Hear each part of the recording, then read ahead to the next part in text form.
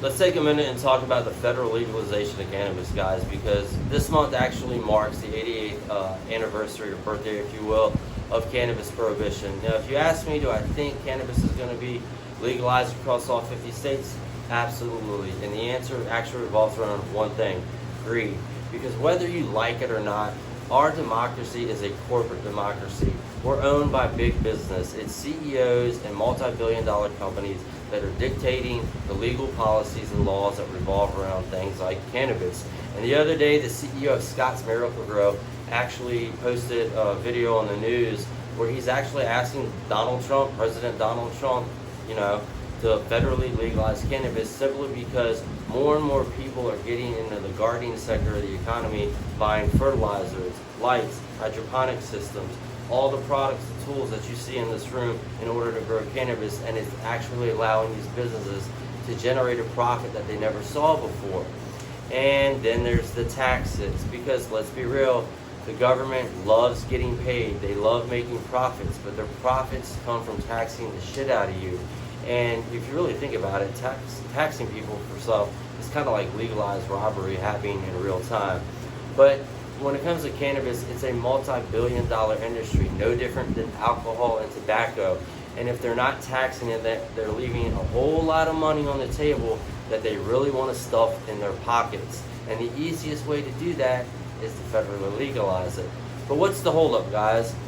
The whole prohibition of cannabis. You can't smoke the devil's lettuce. It's bad. Well, let's talk about all the bullshit that has happened during these 88 years of prohibition. For one, the propaganda, man, the reefer madness. It's the devil's lettuce. It makes you go insane. Well, if you want to talk about the mental health of the union, or the current state of the union's mental health, let's talk about depression. Maybe the reason most Americans are going crazy and depressed is because they're not agreeing with the policies that they're voting for that the U.S. government is doing. Let's be real, guys. This society is in a fucking shit tank that's about to be flushed down the toilet, and it has nothing to do with people getting high. Actually, the reason you probably see an increase in drug spikes is because they're so fucking depressed. They're trying to escape the reality that the government has created, and they've done so flawlessly as a failure. But minus that, there's the war on drugs, the DEA. Guys, if you're a DEA agent and you're actually telling people you're winning the war on drugs, or you have won the war on drugs that has been going on for God knows how long now, that is like saying the Miami skyline wasn't built by the cartel and cocaine.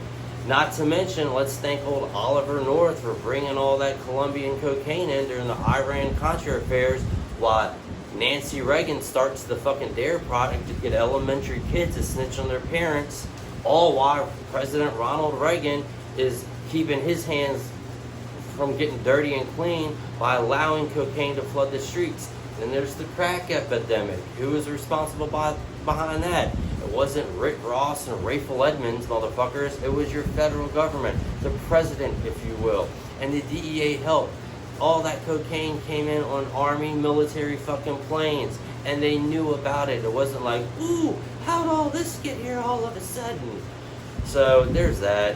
And then if you really want to talk about it, we can talk about the FBI, not FBA, the FBI and all their dirty little secrets. I'm not saying the Federal Bureau of Investigation isn't good at doing their job, but let's be real. When J. Edgar Hoover started the FBI, he just wanted to get all the dirt he possibly could on people and all their dirty little secrets in order to legally blackmail them in investigations. All while he had a dirty little secret himself, and that dirty little secret is buried next to him in the cemetery right now. Which kind of makes me wonder, guys, do you think J. Edgar was a top or a bottom? Because I would figure with all the control he had, manipulating people and blackmailing him, and always having people do what he tells them to do, he was probably a bottom.